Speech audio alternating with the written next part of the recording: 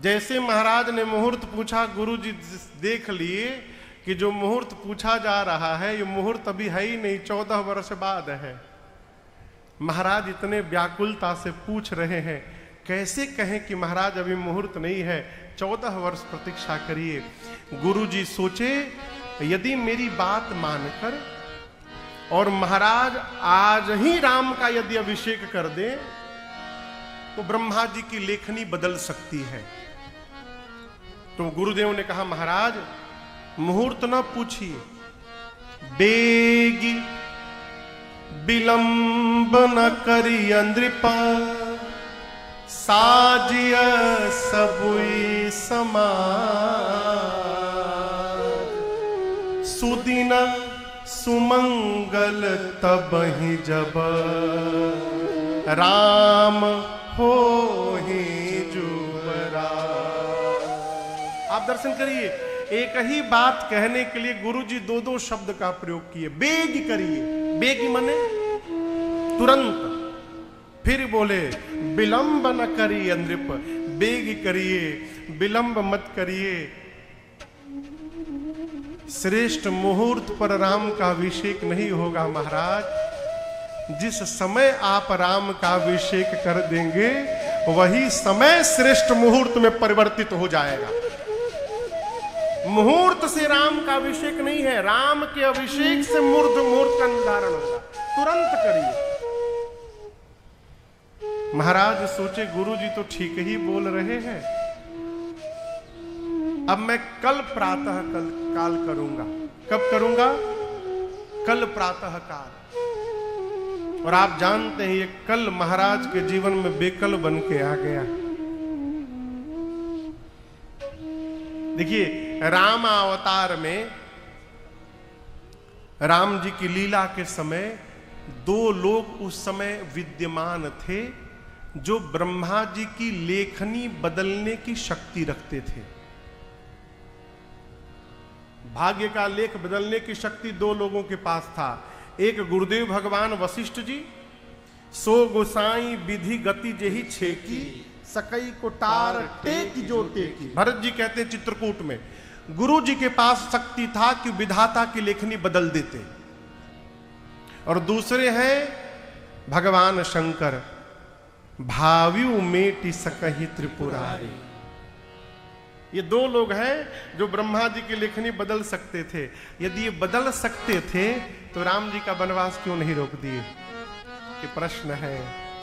इसलिए नहीं रोक पाए कि राम जी का बन जाना ये ब्रह्मा जी की रचना नहीं है, ये स्वयं राम जी की रचना थी। इसलिए इसको शंकर जी और वशिष्ठ जी भी नहीं बदल पाए। ये भगवान की स्वयं की रचना है। राम कीन्ह चाहे सोई होई। इसलिए मैं आपसे बड़ी विनम्रता से निवेदन करना चाहता हूं, जीवन में राम जी के वनवास को लेकर के भूल कर भी कभी मां कैकेयी में दोष नहीं देखना चाहिए।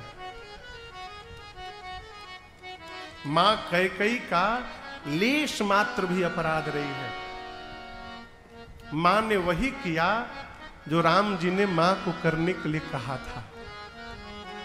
आपको बतावें, बचपन में ही राम जी मां को वचन दे चुके हैं। मां राम जी को वचन दे चुकी है।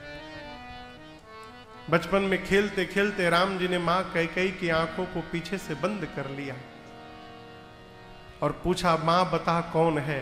कैकेयी मैया बोली, लक्ष्मण लग रहा है। राम जी हाथ उठाकर बोले, मां मैं हूं, तुम्हारा राघव हूं मां। कैकेयी मैया बोली, मैं तो हार गई, बताओ राम तुमको क्या चाहिए? राम जी बोले, मां मुझे जो चाहिए ना वो इस सृष्टि में आपको छोड़कर दूसरा कोई दे भी नहीं सकता है। मां बोली, प्राण मांगोगे प्राण दे दूंगी।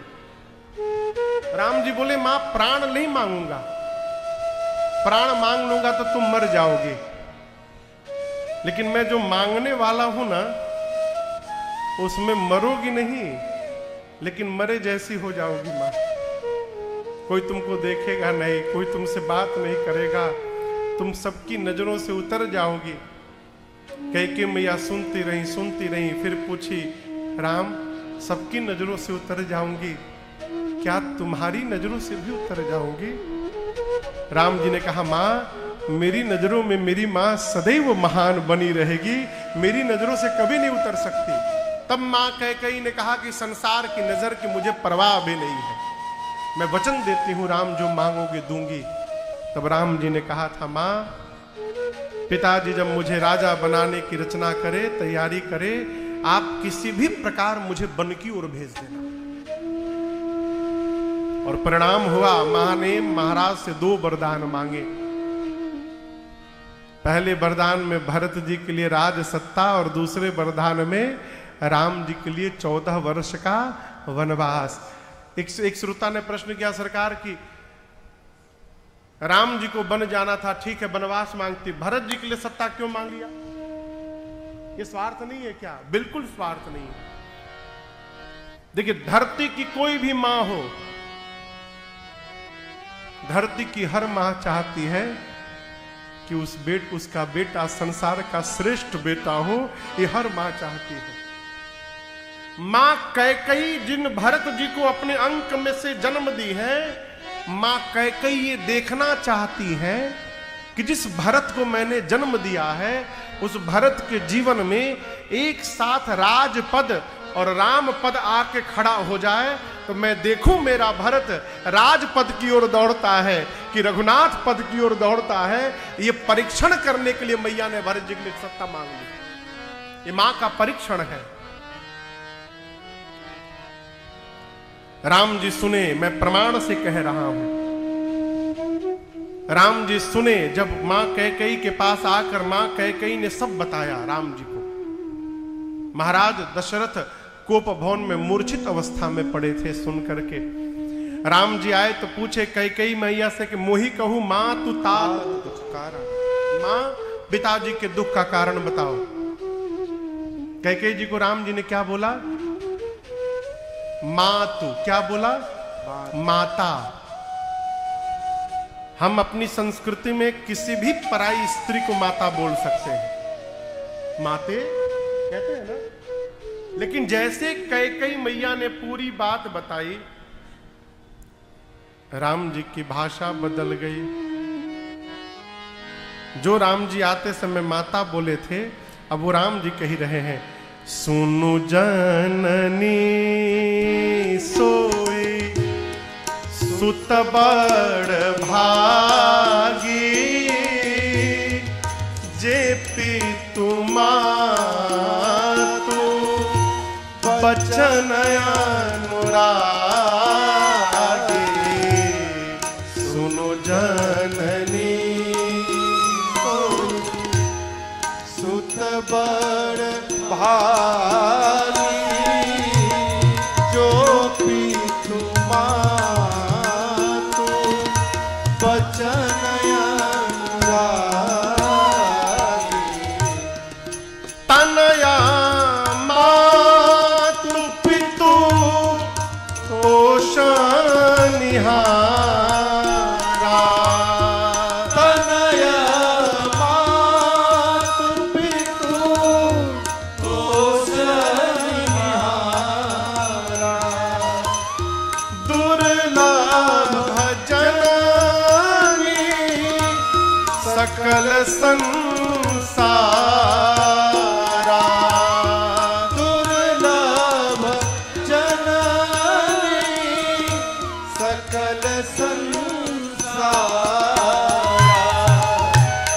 भरत प्राण प्रिय पावहि राजू, एहिते अधिक नमोर सुपासु,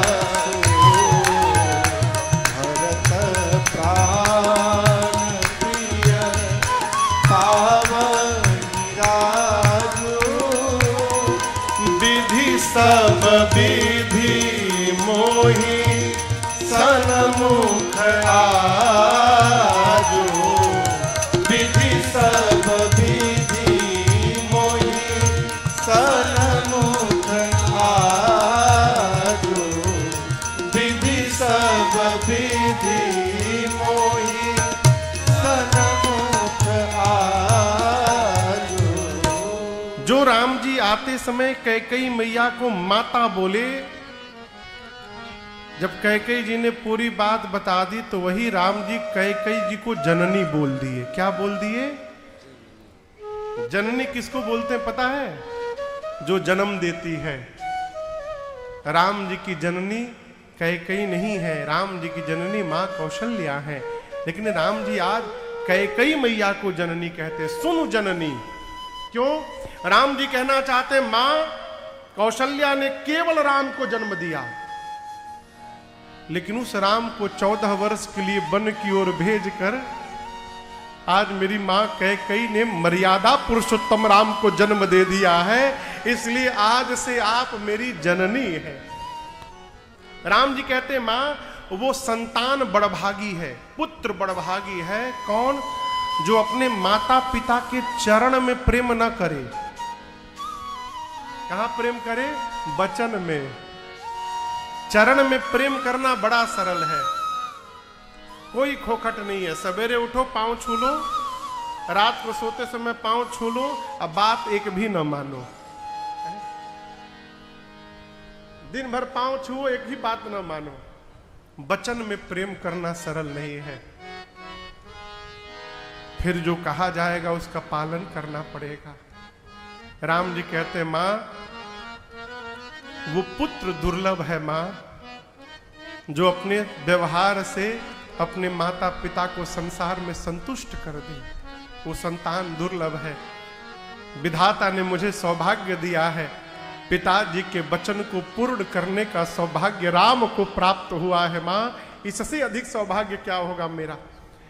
और मैं तो सब प्रकार से आनंदित हो गया। मैं तो पहले से बड़ा हूं मां। अब मेरा छोटा भाई भरत राजा बनेगा, मेरा भाई भी बड़ा बन जाएगा मां। आज ब्रह्मा जी सब प्रकार मेरे सन्मुख हो गए।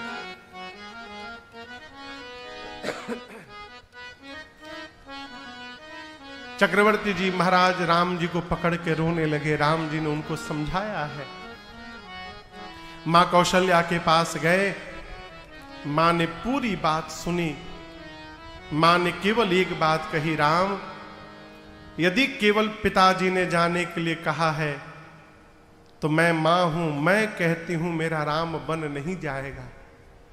मां का स्थान पिता से ऊपर होता है, लेकिन राम यदि पिताजी के साथ मां कैकेयी ने भी बन जाने के लिए कहा हो तो लाला मां की बात मानकर अवश्य वन में चले जाना। मां की बात मानकर जाओगे ना, वो वन ही तुम्हारे लिए अयोध्या जैसा बन जाएगा, अवश्य चले जाना। ये कौशल्या जी ने कहा। इसी बीच सीता मैया चली आई, आकर के बैठ गई प्रणाम करके। मन में सोचने लगी प्रभु न जाने हमें क्या आज्ञा करेंगे। राम जी ने खूब समझाया, सीता जी आप वन के लायक नहीं हैं, वन बड़ा भयानक है, कंकड़ीले मार्ग है, पथरीले मार्ग है, वन प्रदेश है, झाड़ियां हैं, हिंसक पशु हैं, निशाचर मिलेंगे, आप कोमल हैं, आप वन के लायक नहीं हैं। सीता मैया सुनती रही और उसके बाद मां ने कहा प्रभु मेरा एक प्रश्न है, पूछूं? राम जी ने कहा पूछिए।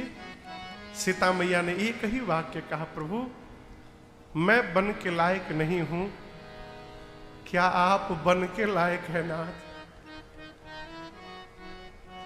मेरे लिए भोग उचित है, आपके लिए तपस्या उचित है प्रभु। मैं एक निवेदन करना चाहती हूं नाथ। एक स्त्री के साथ यदि उसके माता पिता सास ससुर बेटा बेटी भाई बहन संसार के सारे संबंध हों, सब हों, केवल पति यदि साथ में न होना नाथ, सबका होना न होने के बराबर होता है। प्रभु जिस प्रकार जल के बिना नदी का कोई अस्तित्व नहीं है, प्राण के बिना शरीर का कोई मोल नहीं है, उसी प्रकार आपके बिना मेरा कोई अर्थ नहीं है नाथ। आपके साथ वन में रहूंगी तो ऐसा लगेगा मानो महल में बैठी हूं। आपके बिना महल भी वन से अधिक भयानक लगेगा। राम जी ने जैसे सुना तुरंत सीता मैया को चलने की साथ में अनुमति दे दी। तब तक लक्ष्मण जी आ गए सरकार, आ करके प्रणाम करके बैठ गए। मन में सोचने लगे कि हमको भैया क्या कहेंगे, साथ मिले चलेंगे कि छोड़ देंगे यहीं पर। तब तक राम जी ने कहा कि देखो भाई, भरत और शत्रुघ्न भी यहां नहीं है, पिताजी दुखित हैं, आप यहीं रहकर अयोध्या का भार संभालना। लक्ष्मण जी बोले कौन पिताजी, कौन पिताजी? राम जी बोले हमारे पिताजी। लक्ष्मण भैया बोले आपके होंगे, मेरे नहीं है। राम जी बोले क्या बोल रहे हो? लक्ष्मण भैया हाथ जोड़कर बोले प्रभु मैं सत्य कहता हूं, तुम ही मेरी नैया किनारा, तुम ही हो मेरी जिंदगी का सहारा, तुम ही हो, तुम ही मेरी नैया किनारा, तुम ही हो, तुम ही मेरी नैया किनारा, तुम ही हो मेरी जिंदगी का सहारा, तुम ही हो मेरी जिंदगी का सहारा, तुम ही हो।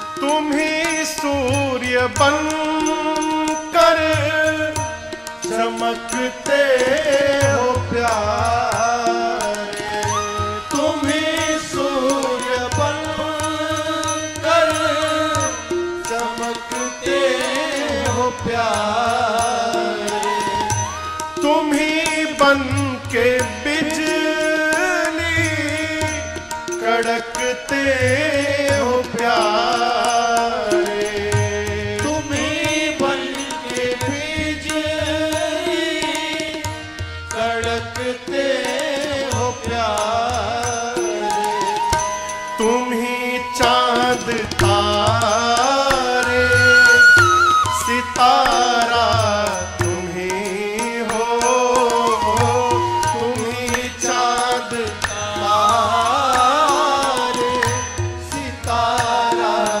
तुम ही हो मेरी जिंदगी का सहारा, तुम ही हो मेरी जिंदगी का सहारा, तुम ही हो, तुम ही मेरी नैया किनारा, तुम ही हो, तुम ही मेरी नैया किनारा, तुम ही हो मेरी जिंदगी का सहारा, तुम ही हो मेरी जिंदगी का सहारा, तुम ही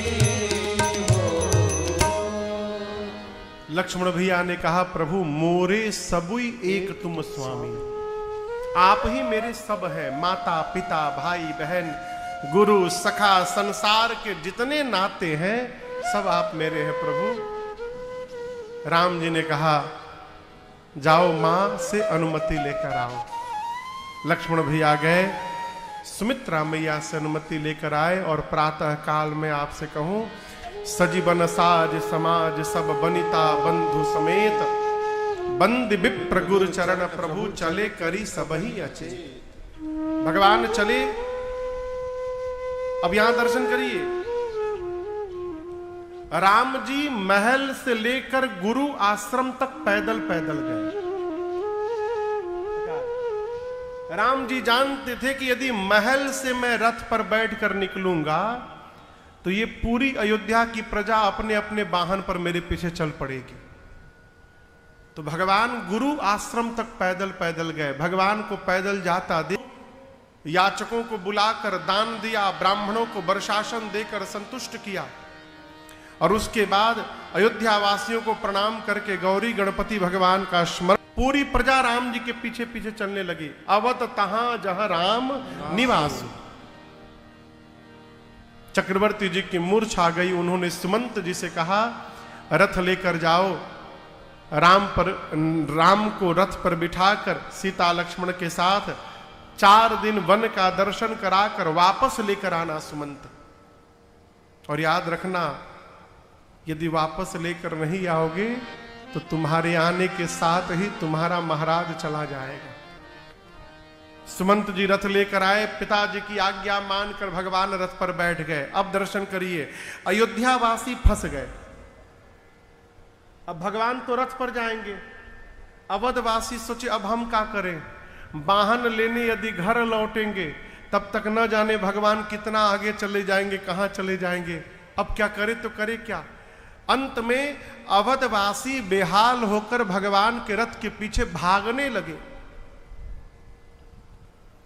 अपनी प्रजा को अपने पीछे दौड़ते देख भगवान ने उस दिन तमसा नदी के तट पर ही रात्रि में रुकने का निर्णय किया। पूरी प्रजा रात्रि में बेहाल होकर किनारे तमसा नदी के सो गई।